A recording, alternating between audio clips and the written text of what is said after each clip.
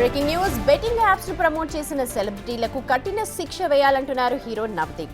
Big టీవీతో exclusive గా మాట్లాడారు. తన షోకు సైతం బెట్టింగ్ యాప్స్ ప్రమోషన్ ఆఫర్ వచ్చిందని, అయితే తాను రిజెక్ట్ చేసినట్టు చెప్పారు. లీగల్ అయినా ఇల్లీగల్ అయినా బెట్టింగ్ యాప్స్ ని ప్రమోట్ చేయడం తప్పే అంటోన్న నవదీప్ తో మా ప్రతినిధి సాగర్ ఫేస్ టు ఫేస్. మనతో పాటు హీరో నవదీప్ ఉన్నారు, ఒకసారి మాట్లాడదాం. చెప్పండి నవదీప్ గారు, యూత్ అనేది తప్పుదారి పడుతున్నారు, బెట్టింగ్ యాప్స్లో తన జీవితాలను కూడా నాశనం చేసుకున్నారు. మీరు ఒక మెసేజ్ ఏమి ఇస్తారు?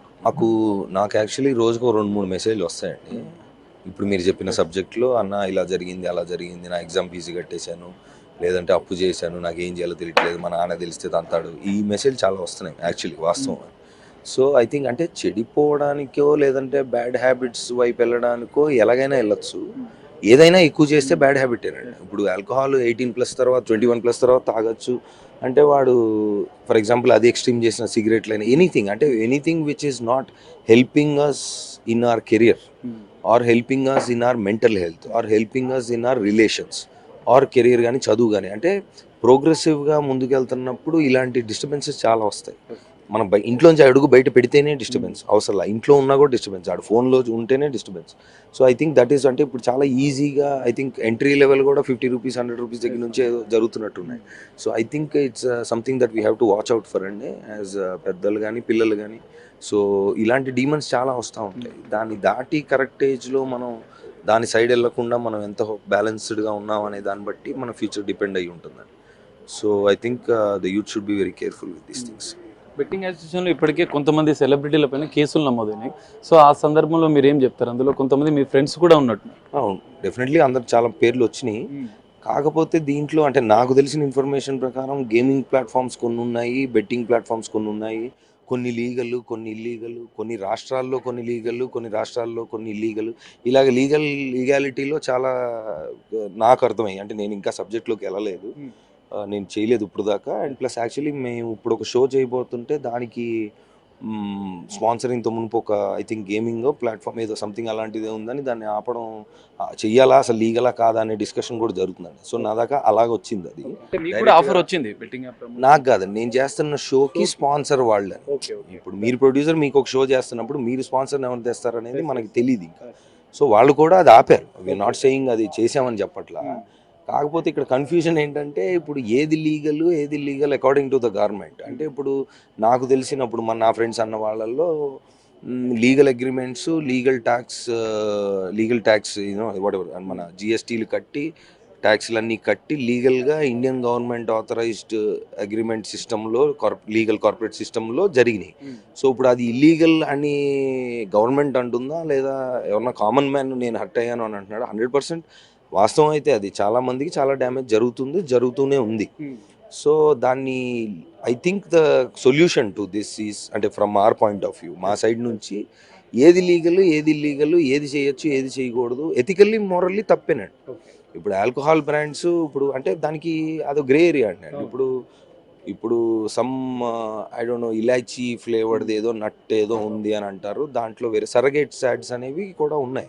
So but I'm not sure about what is legal and what is illegal. I'm sure ఇప్పుడు మీరు చెప్పిన నా ఫ్రెండ్స్లో వాళ్ళు ఇప్పుడు అందరూ పెద్దవాళ్ళు, అంటే వాటెవర్ లైక్ ఒక సిస్టమ్ ఉంటుంది, దానికి ఒక లాయర్ ఉంటాడు, లాయర్ చూస్తాడు, చెప్తాడు ఇది కరెక్ట్ అని చేస్తాడు.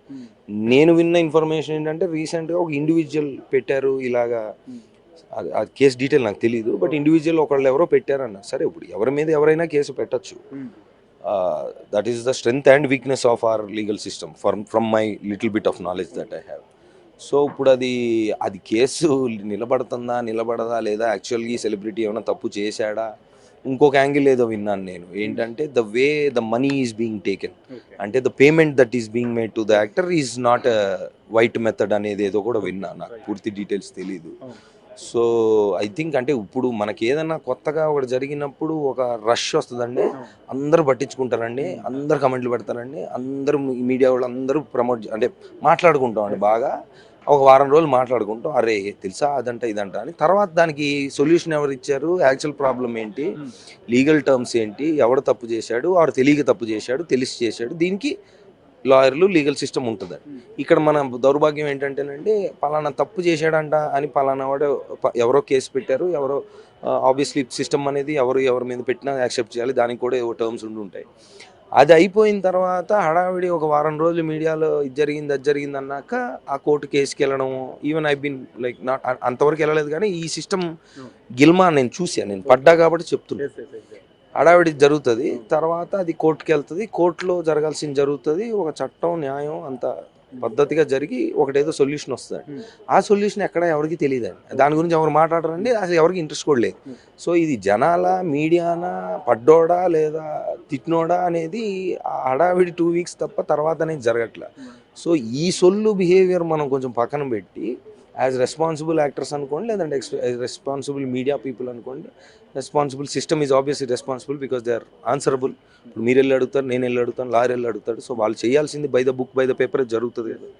సో ఒకటేదో హడావిడి వచ్చినప్పుడు మన ఊర్లో సాయంత్రం పూట రచ్చబండ కింద కూర్చొని సొల్లేసుకుంటూ ఉంటారు, అది సోషల్ మీడియాలో చేస్తున్నారండి. దాన్ని దాటి కొంచెం ముందుకెళ్ళి యాక్చువల్ ప్రాబ్లం ఏంటి, వాట్ ఈస్ ద సొల్యూషన్ అనేది జనాలకి, ఇన్వాల్వ్ అయిన వాళ్ళందరికీ అదే ఇంట్రెస్ట్తో చూపిస్తే కొంచెం బాగుపడద్దండి. లేకపోతే ఇలాగే మాట్లాడుకుంటూ ఉంటామండి, ఏం జరగదండి. అది నా ఉద్దేశం. సొల్యూషన్ మీ ఏం అభిప్రాయపడతారు, ఎలాంటి సొల్యూషన్? లీగల్ గా రావాలి కదా. ఇప్పుడు అది నాకు పూర్తిగా సిస్టమ్ నాకు తెలియదు పూర్తిగా చెప్పడానికి. నేను సొల్యూషన్ వచ్చినప్పుడు దాని గురించి కూడా మాట్లాడుకోవాలి, ఇదే ఇంట్రెస్ట్ తోటి అన్నా. మరి అంతే కదా, ఇప్పుడు ప్రచారం ఆడంట వాడు దొరికాడు అనే ఇంట్రెస్ట్, ఆ తర్వాత అది కాదంట ఇదంట అని వస్తుంది కదా ఒకటి కోర్టు నుంచి. దాని గురించి ఎవరన్నా మాట్లాడతారా? లేదండి. మనకు కావాల్సింది టైం పాస్ అండి, అదే జరుగుతుంది. కొంతమంది అంటే చిన్న నటులు కావచ్చు, సోషల్ మీడియా ఇన్ఫ్లుయెన్సర్లు, యూట్యూబర్లు పెద్ద ఎత్తున బెట్టింగ్ యాప్స్ కి ప్రచారం చేస్తున్నారు. అట్లాంటి వారికి ఏమైనా మెసేజ్ ఇస్తారు? అది ఇల్లీగల్ అయితే సిస్టమ్ చూసుకుంటుంది కదా. అది డెఫినెట్లీ ఇప్పుడున్న పరిస్థితుల్లో ఒకటి ఏది దాయడానికి స్కోప్ లేదు. బయటికి వెళ్ళి మనం అబద్ధాలు చెప్పచ్చు, ఇది కాదంట అదంట. సో న్యూస్ల్లో అంటే ఒక నా మాట అనగానే నేను న్యూస్లోకి వచ్చి వీడియోలు పెట్టి ఇదంతా ఒక సైడ్ జరుగుతుంది. కానీ I'm saying if anybody is interested in bringing a real change, then the system is giving you the answer to it. దాన్ని పట్టుకొని దాన్ని ప్రచారం చేస్తే తెలియనివాడికి కూడా తెలిసి వస్తుంది కదా. ఇప్పుడు వీళ్ళు కూడా, ఇప్పుడు కొంతమంది నిజంగా తప్పు చేసినా అది తెలిసి చేశారో తెలియజేశారో, లేదంటే ఏమన్నా ఏదో జరుగు ఉండొచ్చు, నేను కాదంట్లా, 100% జరిగింది. చాలామంది హర్ట్ అయ్యారు. ఇక్కడ మెయిన్ పాయింట్ ఏంటి, హర్ట్ అవ్వడం అంటే కేసు వేయడానికి హర్ట్ అవ్వడం కాదండి, యాక్చువల్ జీవితాలు ప్రాబ్లమ్స్లో పడ్డాయి, కొంతమంది సూసైడ్లు కూడా చేసుకున్నారు. మరి అది అలాంటిది సొసైటీలో జరుగుతున్నప్పుడు as a society we should come together and find out what the cause and the problem is and find a solution. That's my. Illegal అయితే ఒకవేళ బెట్టింగ్ యాప్స్ విషయంలో ఆధారాలు పోస్టులు సేకరిస్తే సెలబ్రిటీలు అయినా కూడా చర్యలు తీసుకోవాలంటారా?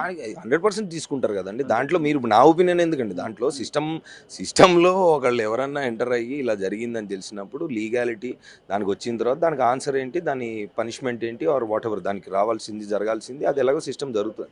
దాంట్లో ఒపీనియన్స్ ఏం లేవండి. ఫైనల్ గా నవదీప్ గారు, యూత్ కి అంటే బానిస అవుతున్న ఈ బెట్టింగ్ యాప్స్ కి బానిస అవుతున్న, జూదానికి బానిసై తమ లైఫ్ ని స్పాయిల్ చేసుకుంటున్న యూత్ కి మీరు సూటిగా ఏం మెసేజ్ ఇస్తారు? అది మీరు చేతులారా చేసుకుంటున్నారు. అది పక్కన అంటే దాని అయ్యో జరిగిపోయింది అనడం కంటే జరగకుండా చూసుకోవడం ఈజీ. అది చెప్పడం చాలా ఈజీ, చేయడం చాలా కష్టం. అదే ఇప్పుడు దాంట్లో ఉన్నవాళ్ళు ఇప్పుడు నన్ను చూసి ఈ మాట విని అదే అంట, నీకెరా నువ్వు ఏమన్నా చెప్తావా, వాళ్ళకి ఏదో చెప్తారంటే maybe we have a problem or it's an easy money out అండి. ఇదొకటే కాదండి, బెట్టింగ్ అనే యాప్ అనే కాదు, ఎనీథింగ్ దట్ ఈస్ ఎక్స్ట్రీమ్, అంటే చేయాల్సిన దానికంటే ఎక్కువ చేసి లేదా చేయకూడనివి చేసి ఈ ఎక్స్ట్రీమిటీస్ అనేవి ఎంత తొందరగా మీరు గమనిస్తే, ఇప్పుడు మీరు వయసు ఎంతండి? 32. మీరు 22లో ఆలోచన, మీరు ఇప్పుడు 32లో లేదు. 22లో కొన్ని తెలుసుకున్నారు, కొన్ని తప్పులు ఏవో చేసి ఉంటారు, లేదా అది కాదని వయసు కొద్దీ జరిగిన ఎక్స్పీరియన్సెస్ కొద్దీ మనకి తెలుస్తూ ఉంటుంది, నేర్చుకుంటూ ఉంటాం. So as people who have seen and understood later, it is our basic responsibility to tell any younger fellow, పక్కన ఉన్నాడు ఎవరన్నా, అరే బాబాయ్ నేను అదే అది చెప్పే విధంగా చెప్పాలండి. పేరెంట్స్ ఏంటంటే వాళ్ళు డిఫెన్స్ మోడ్లోకి వెళ్ళిపోయి నువ్వు ఇది తప్పు అది అని అంటారు, బట్ ఆబ్వియస్లీ తప్పే, నేను కాదంట్లా. But the way to explain maybe మనకు కొంచెం అంటే మన తప్పు ఇది తప్పు ఇది తప్పు ఇది తప్పు, నువ్వు దొరికిపోయావంటే నీకు ఉందా ఇంకా అనడానికి, నువ్వు అరే ఎందుకు చేసావు, ఎందుకు చేయాలనిపించింది అంటే నీకు పాకెట్. నేను చిన్నప్పుడు ఇంట్లో దొంగతనాలు చేశాను. 500 రూపీస్ నోట్స్ వచ్చినప్పుడు మా నాన్న చాలా జాగ్రత్తగా పర్సులో సైడ్లో ఎక్కడో పెట్టుకుంటే అది తీసేసి నేను అమ్యూజ్మెంట్ పార్క్కి దానికి వెళ్ళేవాడిని. సో దొరికినప్పుడల్లా పిచ్చి కొట్టేవాడు. సో అది తప్పని తెలుసు. మీ ఫాదర్ కొట్టేవాడు చిన్నప్పుడు, బాగా చిన్నప్పుడు, అంటే చిలిపి దొంగతనాలు అనమాట.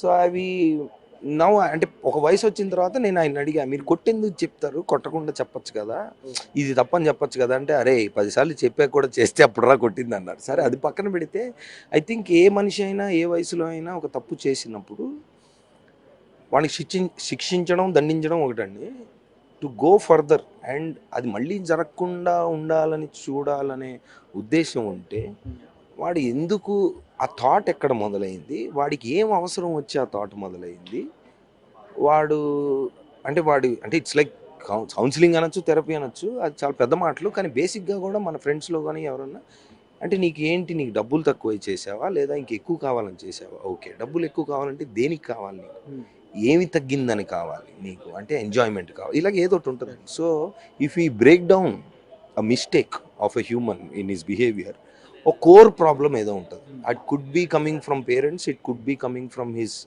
పక్కన ఫ్రెండ్స్ దగ్గర ఎక్కువ డబ్బులు ఉన్నాయి కాబట్టి వీడు చేయాలనుకుంటున్నాడు, వీడికి అదే మ్యాచ్ చేయాలని, వాడిది పల్సర్ అయితే వీడిది ఇంకోటి చిన్న స్కూటీ కాబట్టి చేయాలనిపించిందా, ఏవో ఉంటాయి. సో దాన్ని డీకోడ్ చేసి అరే బాబా ఇవన్నీ ఓకేరా ఇలా అనిపిస్తుంది కానీ this is not the whole truth of life.